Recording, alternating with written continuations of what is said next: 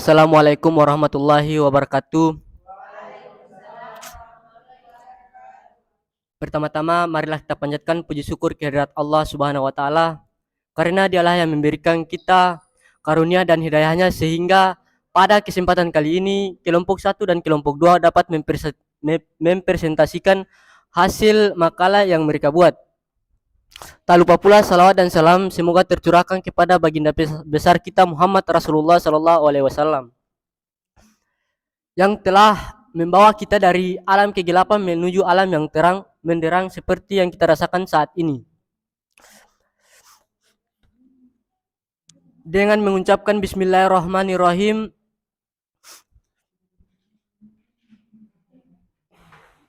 presentasi pada kali ini saya nyatakan dibuka dengan resmi.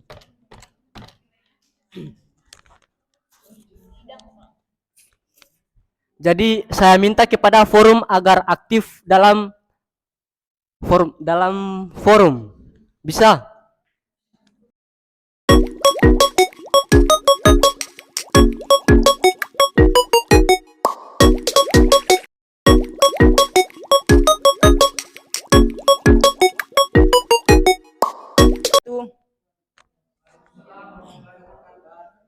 Terima kasih kepada moderator yang telah memberikan saya kesempatan untuk melemparkan pertanyaan kepada kelompok 2. Oke, di sini saya perwakilan dari kelompok 3 ingin memberikan pertanyaan kepada kelompok 2. Yang saya dengar tadi materi dari kelompok 2 itu tentang proses terbentuknya bumi dan meledaknya 2 bintang kembar ya. Oke, pertanyaannya, jelaskan atau berikan gambaran tentang proses meledaknya 2 bintang kembaran yang menyebabkan ketidakseimbangan bumi dan bagaimana proses terbentuknya bumi. Assalamualaikum warahmatullahi wabarakatuh. Kami dari kelompok 2 ingin menjawab pertanyaan dari saudara Mursyid dengan bunyi pertanyaan, jelaskan atau berikan gambaran tentang proses meledaknya 2 bintang kembar yang menyebabkan ketidakseimbangan bumi dan bagaimana proses terbentuknya. Proses meledaknya 2 bintang kembar yang dikenal sebagai supernova dapat mempengaruhi lingkungan luar angkasa dan memiliki konsekuensi pada bumi. Berikut adalah beberapa gambaran mengenai proses terbentuk dan dampaknya. Proses meledaknya bintang kembar.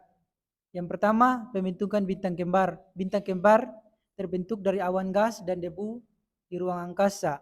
Ketika awan dikolepas di bawah gravitasinya sendiri, ia memiliki 2 bintang kembar yang berputar di sekitar satu sama lain.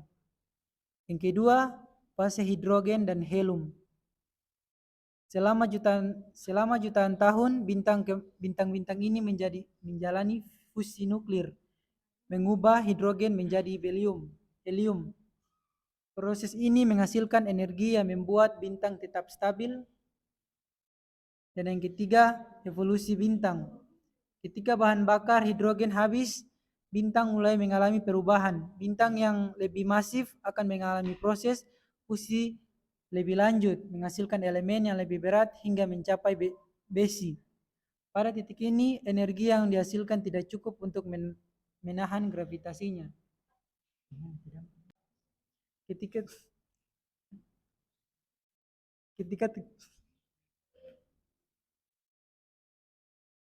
tekanan dari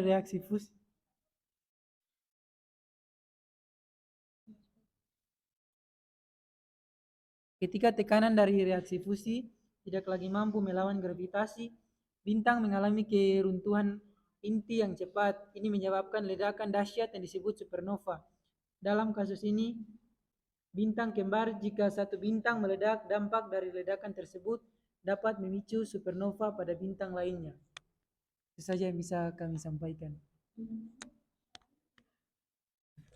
Ya, itulah jawaban dari kelompok 2. Bagaimana bagi penajam? Apakah ada tanggapan atau sudah merasa puas?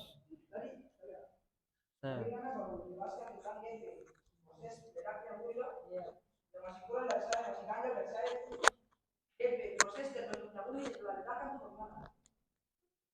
Ledakan kalau kita juga dapat mempengaruhi keseimbangan bumi itu. Terus bagaimana caranya supaya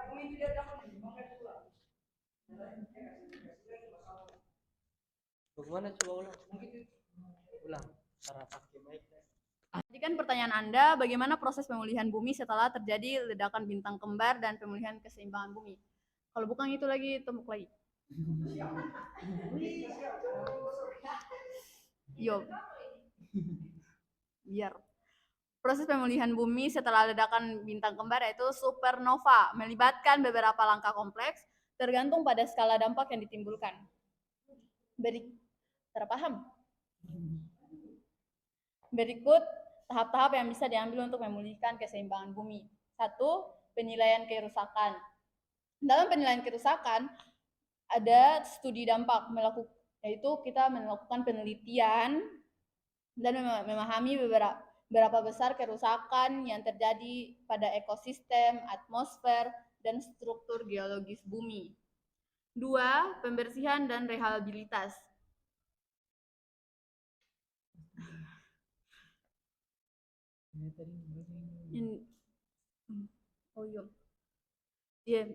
Maaf. Berikut monitoring lingkungan atau memantau tingkat radiasi, kontaminasi dan perubahan iklim lokal. 2. Pembersihan dan rehabilitas, yaitu penghilangan kontaminan, yaitu juga menggunakan teknologi pembersihan untuk menghilangkan material berbahaya yang mungkin tersisa setelah ledakan. 2. Rehabilitas habitat, memulihkan ekosistem yang rusak dengan menanam kembali flora dan memperkenalkan kembali fauna yang hilang.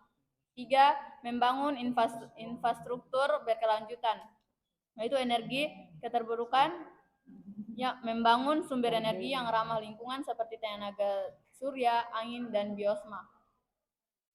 Infrastruktur hijau, membangun kota dan sistem transportasi yang mengutamakan berkelanjutan dan efisiensi energi. 4. Pengelolaan sumber daya alam,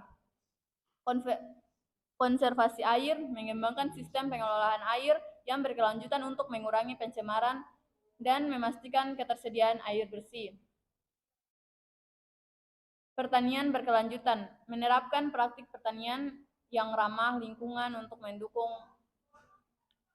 ketahanan pangan. 5. Restorasi iklim. Apa nih?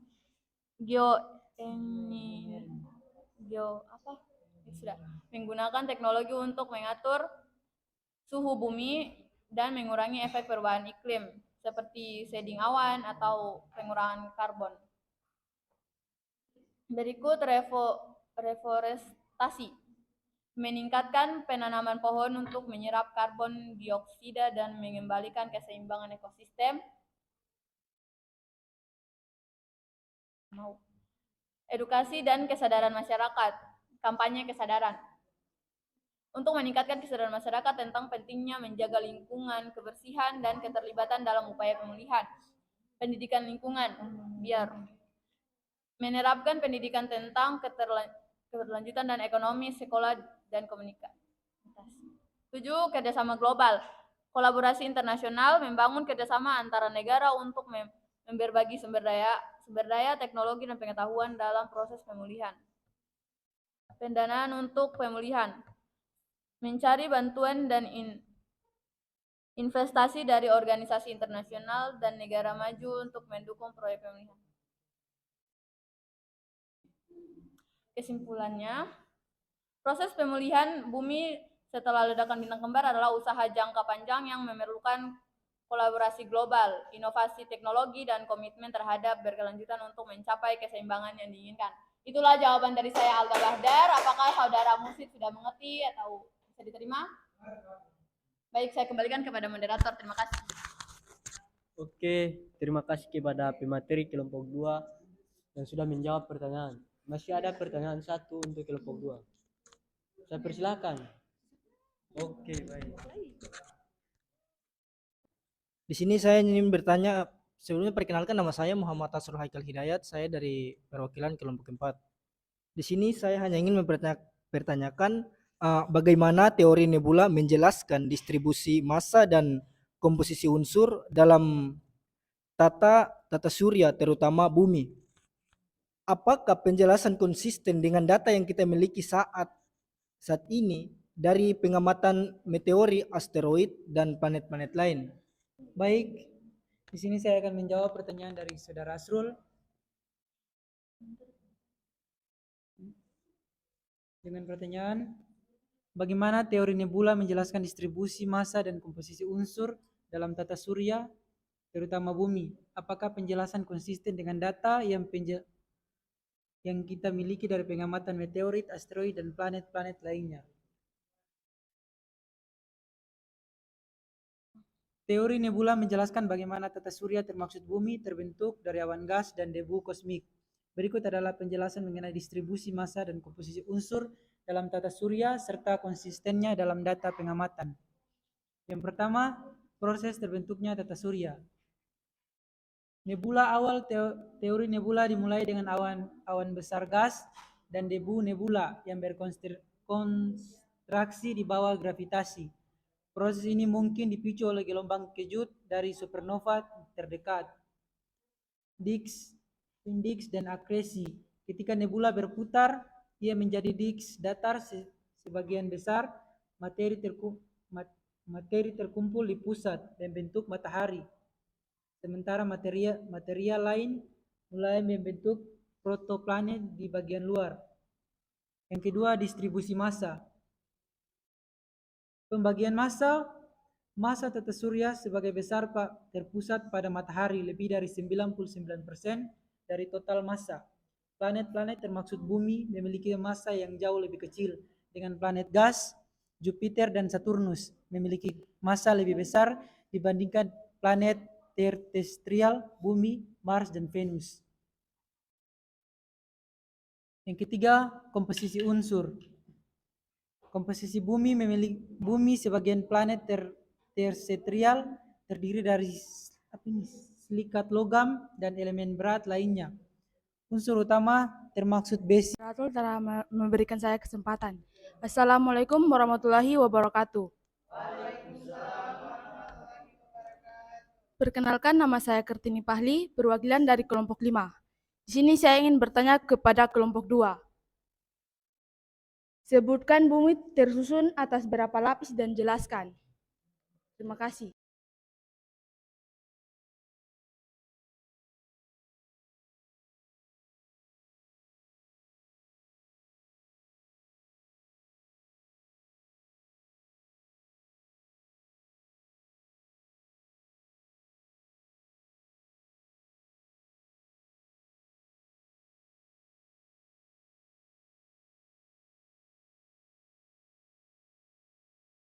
Baik, terima kasih kepada moderator.